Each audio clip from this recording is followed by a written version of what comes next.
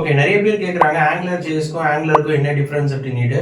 So angular JS அப்படின்றது என்ன அப்படின்னா, ரெண்டுமே ஃப்ரேம் ஒர்க் தான். ஆங்குலர் ஜேஎஸ் அண்ட் ஆங்குலர் ரெண்டுமே ஃப்ரேம் ஒர்க் தான்.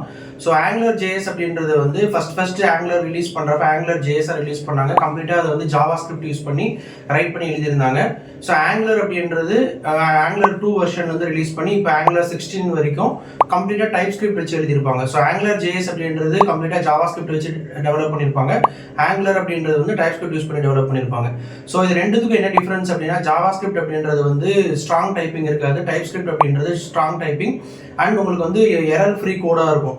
ஸோ அதனால வந்து மோஸ்ட்லி ஆங்குலர் வந்து டைப் ஸ்கிரிப்ட் யூஸ் பண்ணி தான் டெவலப் பண்ணுவாங்க. மெயினாக ஆங்குலர் டைப் ஸ்கிரிப்ட் யூஸ் பண்ணுறதுனால என்ன அட்வான்டேஜ் அப்படின்னா, இப்போ ஒரு server side language Java .NET அந்த மாதிரி server side language OOPS language understand பண்ணுறவங்களுக்கு வந்து டைப் ஸ்கிரிப்ட் வந்து ஈஸியாக இருக்கும், ஈஸியாக அண்டர்ஸ்டாண்ட் பண்ணலாம். ஸோ அதனால வந்து compared to angular JS angular better.